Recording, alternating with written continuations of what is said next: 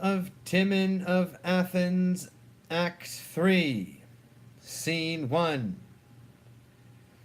Flaminius, waiting to speak with the Lord Lucullus from his master, enters a servant to him. Servant. I have told my lord of you. He is coming down to see you. I thank you, sir. Here's my lord. One of Lord Timon's men. A gift, I warrant. Why, this hits right. I dreamt of a silver basin and ewer tonight. Flaminius, honest Flaminius, you are very respectively welcome, sir. Fill me some wine. And how does that honorable, complete, free-hearted gentleman of Athens, thy very bountiful good lord and master? His health is well, sir. I am right glad that his health is well, sir. And what hast thou there under thy cloak, pretty Flaminius?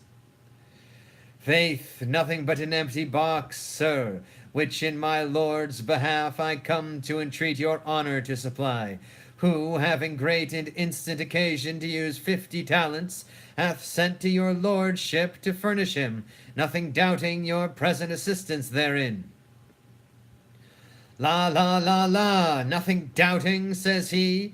Alas, good lord, a noble gentleman 'tis, if he would not keep so good a house. Many a time and often I have dined with him, and told him on it, and come again to supper to him, of purpose to him, spend less, and yet he would embrace no counsel, take no warning by my coming. Every man has his fault, and honesty is his. I have told him on it, but I could never get him from it. Please your lordship, here is the wine. Flaminius, I have noted thee always wise. Here's to thee.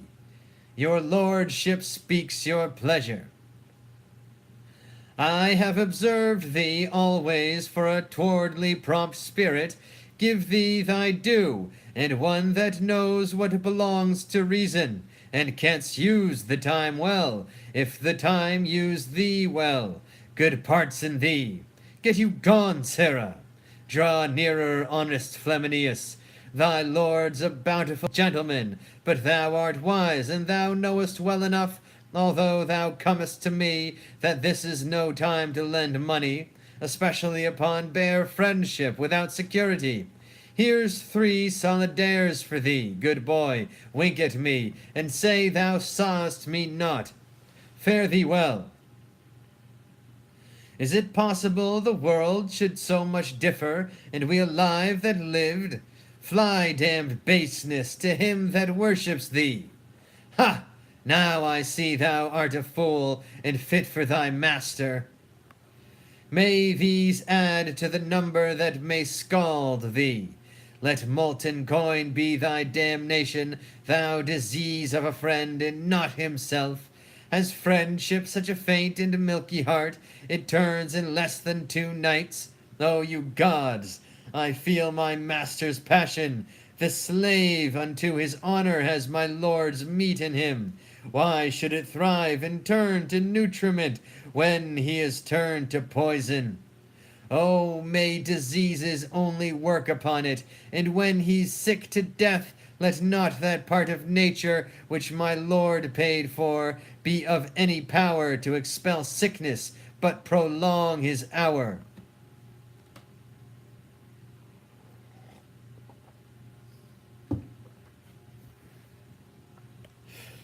Scene 2. Enter Lucius with 3 strangers. Lucius. Who, the Lord Timon? He is my very good friend, and an honorable gentleman. We know him for no less, though we are but strangers to him. But I can tell you one thing, my lord, and which I hear from common rumors. Now Lord Timon's happy hours are done and past, and his estate shrinks from him. Fie, no, do not believe it. He cannot want for money. But believe you this, my lord, that not long ago one of his men was with the Lord Lucullus to borrow so many talents, nay, urged extremely for it, and showed what necessity belonged to it, and yet was denied. How? I tell you, denied, my lord. What a strange case that was! Now, before the gods, I am ashamed on it. Denied that honorable man! There was very little honor showed in it. For my own part, I must needs confess I have received some small kindnesses from him, as money, plate, jewels, and such like trifles, nothing comparing to his. Yet had he mistook him and sent to me, I should never have denied his occasion so many talents. See, by good hap, yonder's my lord. I have sweat to see his honor, my honored lord. Servilius, you are kindly met, sir. Fare thee well. Commend me to thy honorable, virtuous lord, my very exquisite friend. May it please your honor, my lord hath sent. Ha! What has he sent? I am so much endeared to that lord, he's ever sending. How shall I thank him, thinkest thou? And what has he sent now? He has only sent his present occasion now, my lord, requesting your lordship to supply his instant use with so many talents. I know his lordship is but merry with me. He cannot want 500 talents. But in the meantime he wants less, my lord. If his occasion were not virtuous, I should not urge it half so faithfully. Dost thou speak seriously, Servilius? Upon my soul, 'tis true, sir. What a wicked beast was I to disfurnish myself against such a good time, when I might have shown myself honorable. How unluckily it happened that I should purchase the day before for a little part, and undo a great deal of honor. Servilius, now before the gods, I am not able to do the more beast I say. I was sending to use Lord Timon myself, these gentlemen can witness, but I would not for the wealth of Athens I had done it now. Commend me bountifully to his good lordship, and I hope his honor will conceive the fairest of me, because I have no power to be kind. And tell him this from me, I count it one of my greatest afflictions, say, that I cannot pleasure such an honorable gentleman. Good Servilius, will you befriend me so far as to use mine own words to him? Yes, sir, I shall. I'll look you out a good turn, Servilius. True, as you said, Timon is shrunk indeed, and he that's once denied will hardly speed. Do you observe this, Hostilius? Too well. Why, this is the world's soul, and just of the same piece is every flatterer's sport. Who can call him his friend that dips in the same dish? For in my knowing, Timon has been this lord's father, and kept his credit with his purse, supported his estate, nay, Timon's money has paid his men their wages. He never drinks, but Timon's silver treads upon his lips, and yet, oh, see the monstrousness of man when he looks out in an ungrateful shape. He does deny him in respect of his, what charitable men afford to beggars. Religion groans at it. For mine own part, I never tasted Timon in my life, nor came any of his bounties over me to mark me for his friend. Yet I protest, for his noble mind, illustrious virtue, and honorable carriage, had his necessity made use of me, I would have put my wealth into donation, and the best half should have returned to him. So much I love his heart. But I perceive men must learn now with pity to dispense, for policy sits above conscience.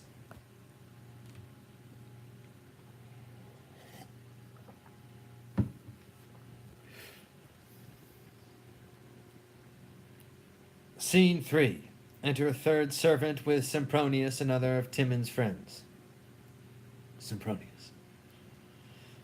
Must he needs trouble me in it? Above all others, He might have tried Lord Lucilius or Lucullus, and now Ventidius is wealthy too, whom he redeemed from prison. All these owes their estates unto him. My lord, they have all been touched and found base metal, for they have all denied him.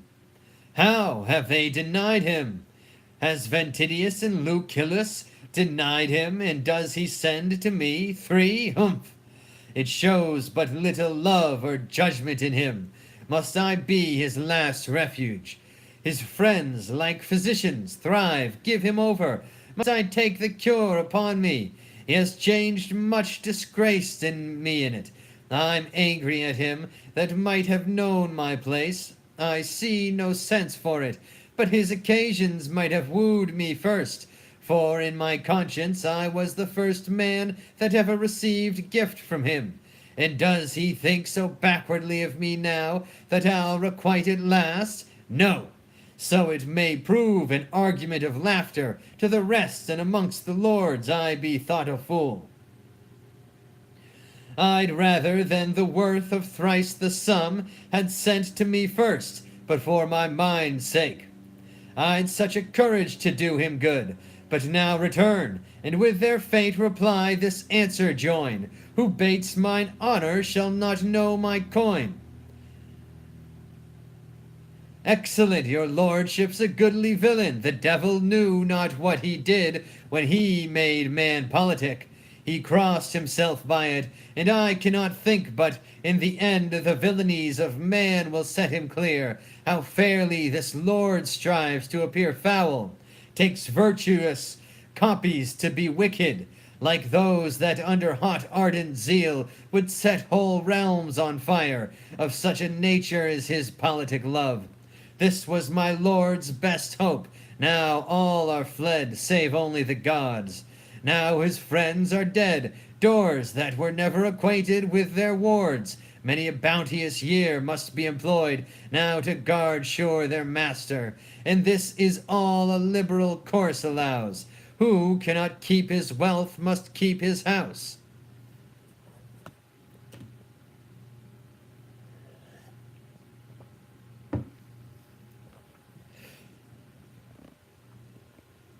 Scene 4. Enter Varro's 2 servants, meeting Titus and others, all servants of Timon's creditors, to wait for his coming out.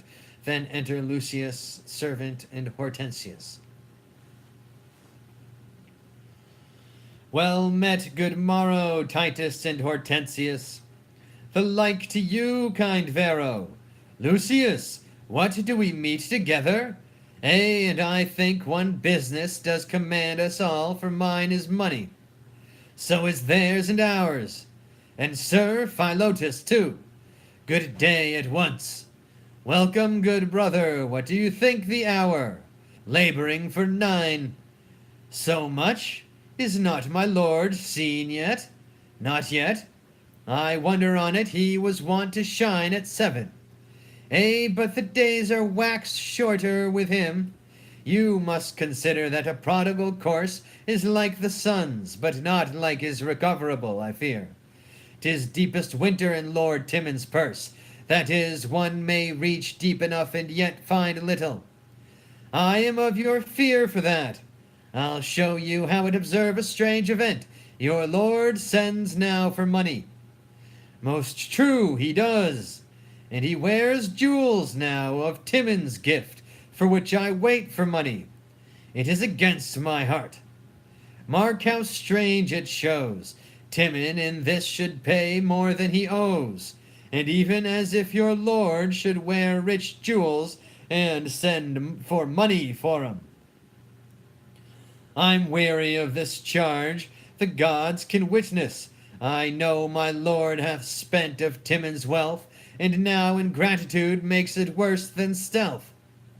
Yes, mine's 3,000 crowns. What's yours? 5,000 mine. 'Tis much deep, and it should seem by the sum your master's confidence was above mine, else surely his had equalled. One of Lord Timon's men. Flaminius? Sir, a word. I pray my lord is ready to come forth? No, indeed he is not. We attend his lordship, pray signify so much. I need not tell him that, he knows you are too diligent. Ha! Is not that his steward muffled so? He goes away in a cloud. Call him, call him. Do you hear, sir? By your leave, sir. What d'ye ask of me, my friend? We wait for certain money here, sir. If money were as certain as your waiting, 'twere sure enough. Why then preferred you not your sums and bills, when your false masters eat of my lord's meat? Then they could smile and fawn upon his debts, and take down the interest into their gluttonous maws.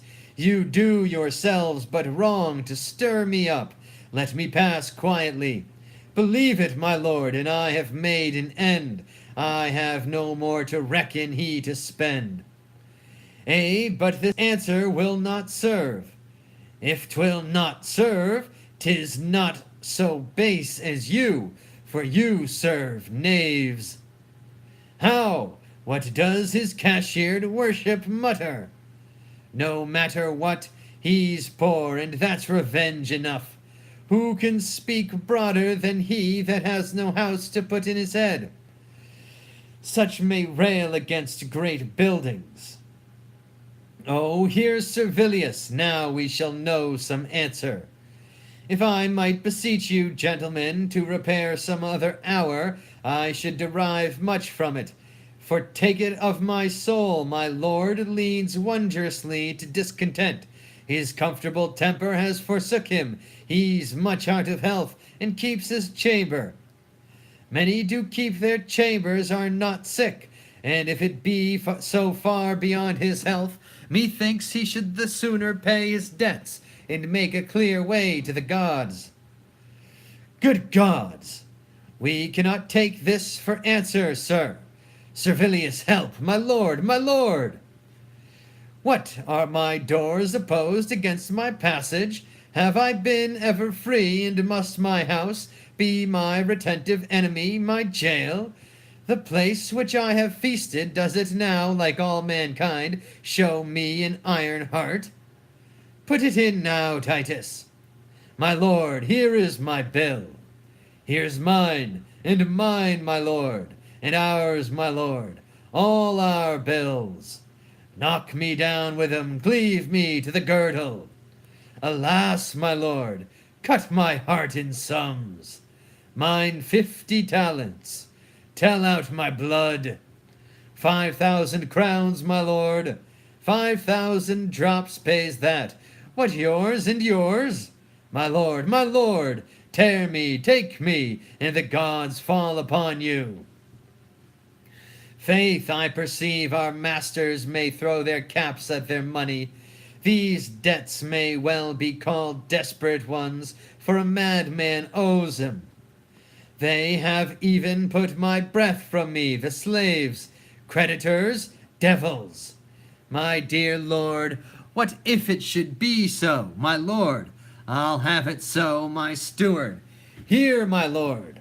So fitly, go, bid all my friends again, Lucilius, Lucullus, and Sempronius all. I'll once more feast the rascals. Oh, my lord, you only speak from your distracted soul. There's not so much left to furnish out a moderate table. Be it not in thy care. Go, I charge thee, invite them all, let in the tide of knaves once more. My cook and I'll provide.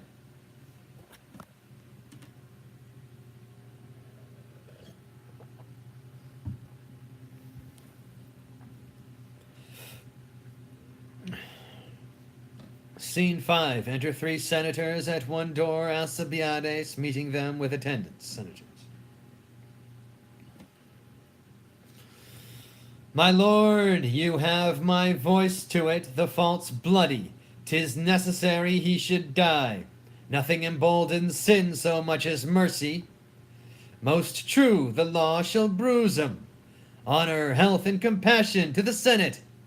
Now, captain, I am an humble suitor to your virtues, for pity is the virtue of the law, and none but tyrants use it cruelly. It pleases time and fortune to lie heavy upon a friend of mine, who in hot blood hath stepped into the law, which is past depth. To those that without heed do plunge into it, he is a man setting his fate aside of comely virtues.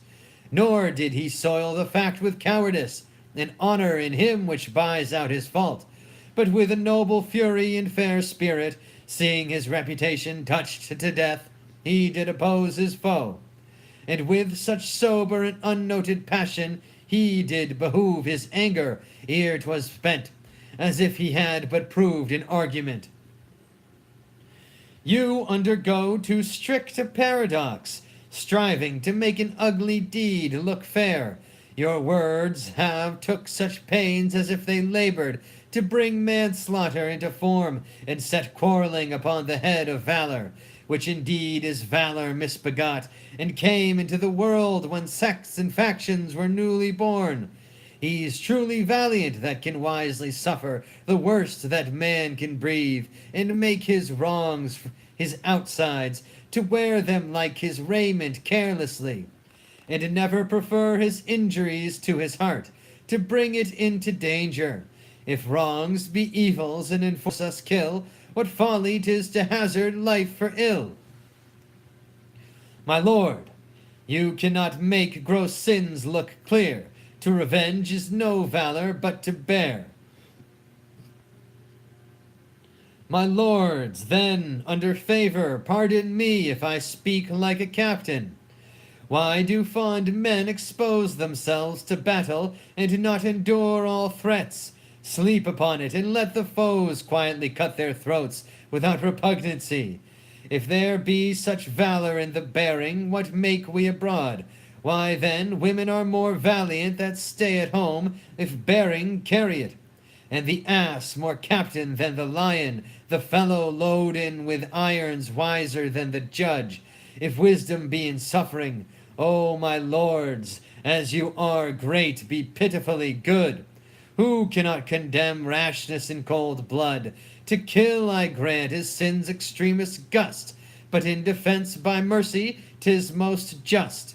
To be in anger is impiety, but who is man that is not angry?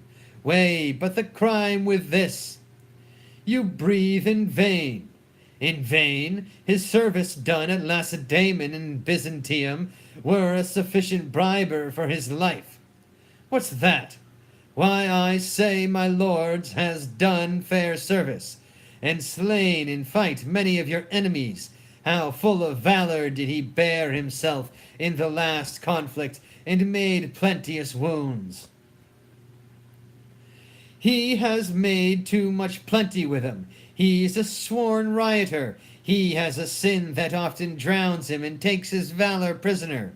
If there were no foes that were enough to overcome him, in that beastly fury he has been known to commit outrages and cherish factions. 'Tis inferred to us his days are foul and his drink dangerous.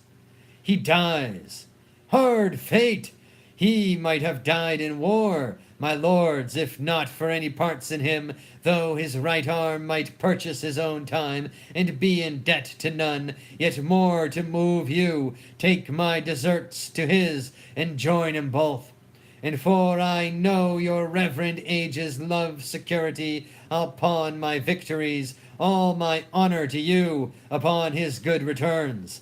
If by this crime he owes the law his life, why let the war receive it in valiant gore, for law is strict, and war is nothing more. We are for law, he dies, urge it no more, on height for our displeasure. Friend or brother, he forfeits his own blood that spills another. Must it be so? It must not be. My lords, I do beseech you know me. How? Call me to your remembrances. What? I cannot think, but your age has forgot me. It could not else be I should prove so base, to sue and be denied such common grace. My wounds ache at you.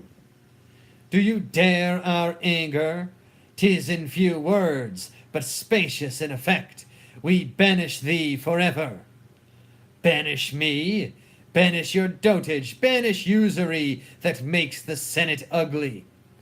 If after 2 days shine Athens contain thee, attend our weightier judgment, and not to swell our spirit, he shall be executed presently. Now the gods keep you old enough that you may live only in bone, that none may look on you. I'm worse than mad. I have kept back their foes, while they have told their money and let out their coin upon large interest. I myself, rich only in large hurts, all those for this. Is this the balsam that the usuring Senate pours into captains' wounds? Banishment! It comes not ill. I hate not to be banished. It is a cause worthy my spleen and fury, that I may strike at Athens. I'll cheer up my discontented troops, and allay for hearts. 'Tis honor with most laden to be at odds. Soldiers should brook as little wrongs as gods.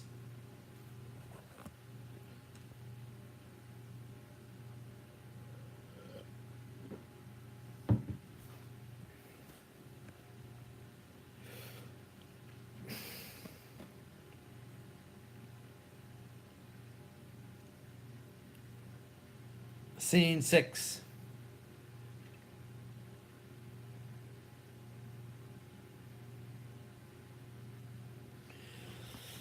Music, table set out, servants attending, enter diverse friends of Timon, senators, and other lords at several doors. The good time of day to you, sir. I also wish it to you.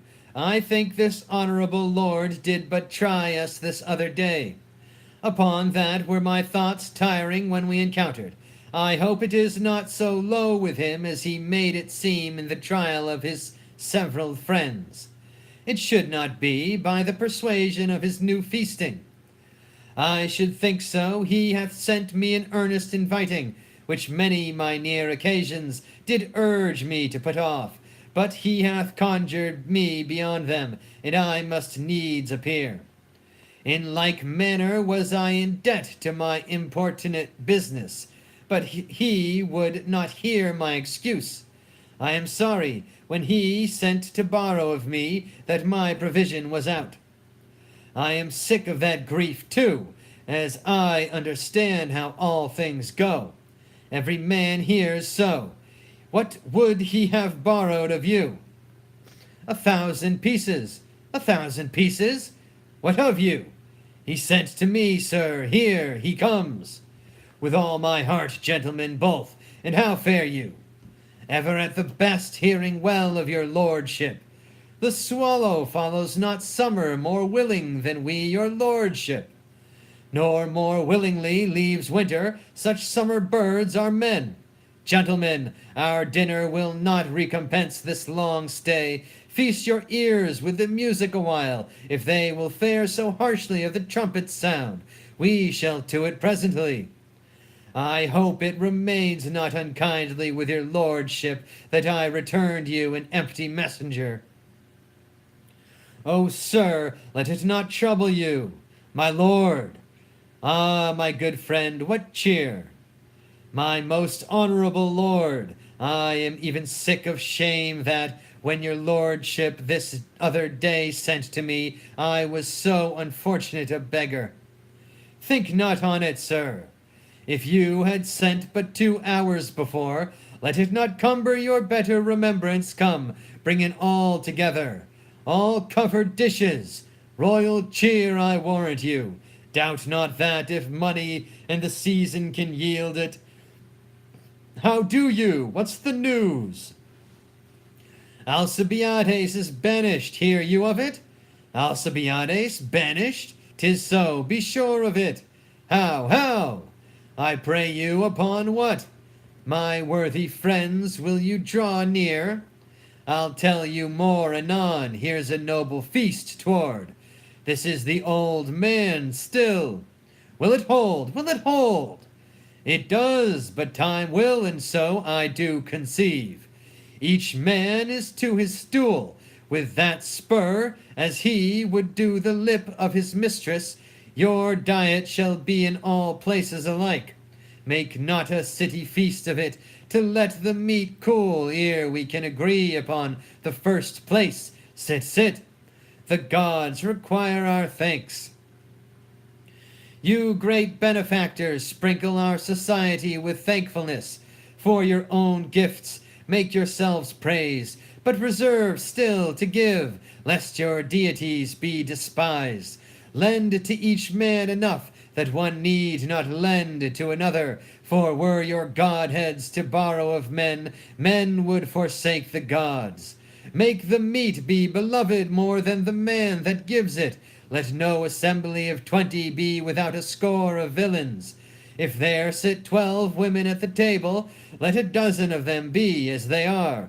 The rest of your fees, O gods, the senators of Athens, together with the common lag of people, what amiss in them, you gods, make suitable for destruction. For these my present friends, as they are to me nothing, so in nothing bless them, and to nothing are they welcome. Uncover, dogs, and lap. What does his lordship mean? I know not. May you a better feast never behold, you knot of mouth friends. Smoke and lukewarm water is your perfection. This is Timon's lass, who, stuck and spangled with your flatteries, washes it off, and sprinkles in your faces your reeky villainy. Live loathed and long, most smiling, smooth, detested parasites, courteous destroyers, affable wolves, meek bears, you fools of fortune, trencher friends, time flies, cap and knee slaves, vapors and minute jacks, of man and beast the infinite malady crust you quite over. What dost thou go? Soft, take thy physic first, thou too, and thou. Stay, I will lend thee money, borrow none. He throws the dishes at them and drives them out. What, all in motion? Henceforth be no feast, whereat a villain's not a welcome guest. Burn house, sink Athens, henceforth hated be of Timon man and all humanity. How now, my lords? Know you the quality of Lord Timon's fury? Push, did you see my cap? I have lost my gown. He's but a mad lord, and naught but humour sways him. He gave me a jewel the other day, and now he has beat it out of my hat. Did you see my jewel? Did you see my cap? Here 'tis, here lies my gown. Let's make no stay. Lord Timon's mad, I feel it upon my bones. One day he gives us diamonds, next day stones. End of Act 3 of the life of Timon of Athens. Amen. Praise be to God. Jesus Christ. Jaros.